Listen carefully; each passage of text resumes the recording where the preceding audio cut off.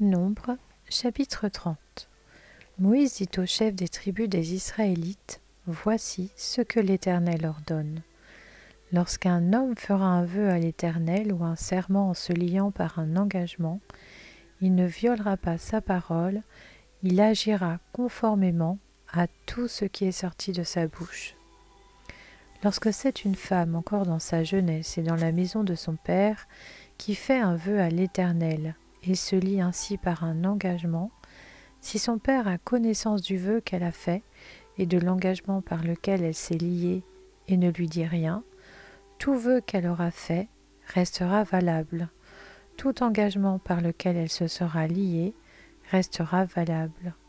En revanche, si son père la désapprouve le jour où il en prend connaissance, tous ses vœux et tous les engagements par lesquels elle se sera liée seront sans valeur. L'Éternel lui pardonnera parce que son père l'a désapprouvé. Dans le cas d'une femme mariée qui fait des vœux ou se lie par une parole échappée de ses lèvres, si son mari en a connaissance et ne lui dit rien le jour où il en prend connaissance, ses vœux resteront valables.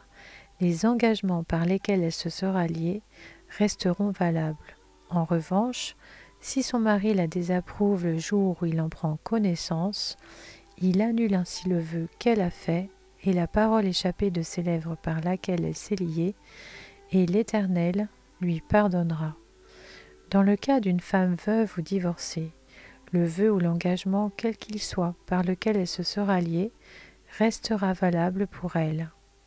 Si c'est dans la maison de son mari qu'une femme fait des vœux ou se lie par un serment, et si son mari en a connaissance, mais ne lui dit rien et ne la désapprouve pas, tous ses vœux restent valables. Tous les engagements par lesquels elle s'est liée restent valables. En revanche, si son mari les annule le jour où il en prend connaissance, tout vœu et tout engagement sorti de ses lèvres sont sans valeur. C'est son mari qui les a annulés et l'Éternel lui pardonnera. Son mari peut ratifier ou annuler tout vœu, tout serment par lequel elle s'engage à s'humilier. S'il ne lui dit rien jusqu'au lendemain, il ratifie ainsi tous les vœux ou tous les engagements par lesquels elle s'est liée. Il les ratifie parce qu'il ne lui a rien dit le jour où il en a pris connaissance. S'il les annule après le jour où il en a pris connaissance, il supportera les conséquences de la faute de sa femme. Telles sont les prescriptions que l'Éternel donna à Moïse à propos des relations entre un mari et sa femme ou entre un père et sa fille lorsqu'elle est encore dans sa jeunesse et dans la maison de son père. Nombre, chapitre 31. L'Éternel dit à Moïse, « Venge les Israélites des Madianites. Ensuite, tu iras rejoindre les tiens. » Moïse dit au peuple, « Équipez parmi vous des hommes pour l'armée et qu'ils marchent contre Madian afin d'exécuter la vengeance de l'Éternel contre Madian. Vous enverrez à l'armée 1000 hommes par tribu de toutes les tribus d'Israël. » On choisit parmi les milliers d'Israël 1000 hommes par tribu, soit 12 000 hommes équipés pour la guerre. Moïse envoya ces 1000 hommes par tribu à l'armée, et avec eux, le fils du prêtre Éléazar, Phiné, qui portait les instruments sacrés et les trompettes retentissantes. Ils firent la guerre contre Madian, conformément à l'ordre que l'Éternel avait donné à Moïse, et ils tuèrent tous les hommes. En plus de ces victimes, ils tuèrent les rois de Madian, Évi, Rékem, Sur, Hur et Réba, 5 rois de Madian. Ils tuèrent aussi par l'épée Balaam, fils de Béor.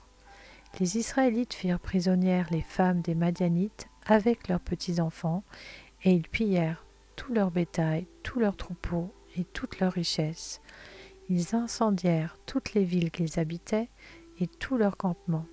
Ils prirent tout le butin et toutes les prises de guerre, tant personnes que bêtes, et ils amenèrent les prisonniers, les prises de guerre et le butin à Moïse, au prêtre Éléazar et à l'assemblée des Israélites. Ceux-ci campaient dans les plaines de Moab, près du Jourdain, vis-à-vis de Jéricho. Moïse, le prêtre Éléazar et tous les princes de l'assemblée sortirent du camp à leur rencontre. Moïse s'irrita contre les commandants de l'armée, les chefs de milliers et les chefs de centaines qui revenaient de l'expédition. Il leur dit : « Comment ? Vous avez laissé la vie à toutes les femmes ?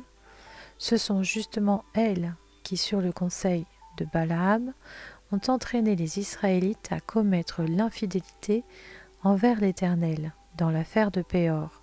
Alors, un fléau a éclaté dans l'assemblée de l'Éternel. Maintenant, tuez tout garçon parmi les petits-enfants et tuez toute femme qui a connu un homme en couchant avec lui. Mais laissez en vie, pour vous, toutes les filles qui n'ont pas connu le lit d'un homme. Quant à vous, campez pendant 7 jours hors du camp. Tous ceux parmi vous qui ont tué quelqu'un et tous ceux qui ont touché un mort se purifieront le 3e et le 7e jour, ainsi que vos prisonniers. Vous purifierez aussi tout vêtement, tout objet en cuir ou en poil de chèvre et tout ustensile en bois. »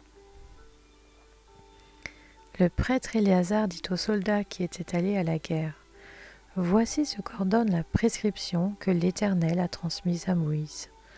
L'or, l'argent, le bronze, le fer, l'étain et le plomb, tout objet qui peut aller au feu, vous le ferez passer par le feu pour le rendre pur.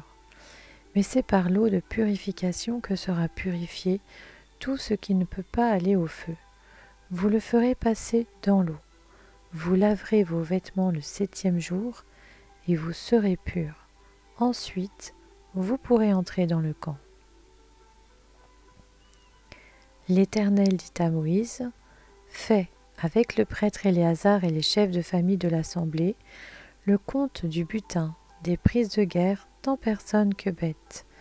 Partage les prises de guerre entre les combattants qui sont allés à l'armée et toute l'assemblée. Sur la part des soldats qui sont allés à l'armée, tu prélèveras une part pour l'Éternel à raison de 1 sur 500, tant des personnes que des bœufs, des ânes et des brebis. Vous le prendrez sur leur moitié, et tu le donneras au prêtre Éléazar comme une offrande à l'Éternel. Sur la moitié qui revient aux Israélites, tu prendras 1 sur 50, tant des personnes que des bœufs, des ânes et des brebis, de tout animal, et tu le donneras aux Lévites qui ont la garde du tabernacle de l'Éternel. » Moïse et le prêtre Éléazar firent ce que l'Éternel avait ordonné à Moïse.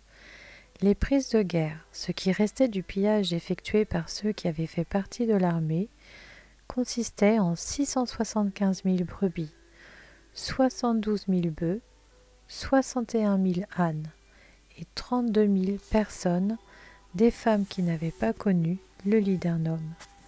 La moitié formait la part de ceux qui étaient allés à l'armée.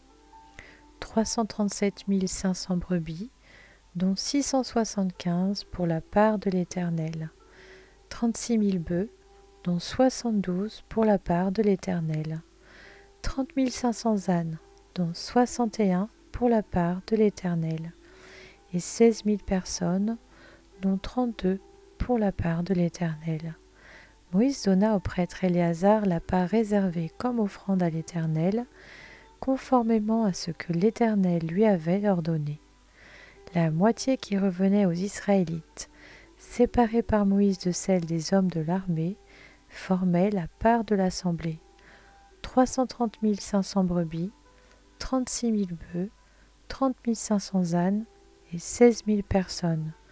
Sur cette moitié qui revenait aux Israélites, Moïse prit 1 sur 50, tant des personnes que des animaux, et il le donna aux Lévites qui ont la garde du tabernacle de l'Éternel, conformément à ce que l'Éternel lui avait ordonné.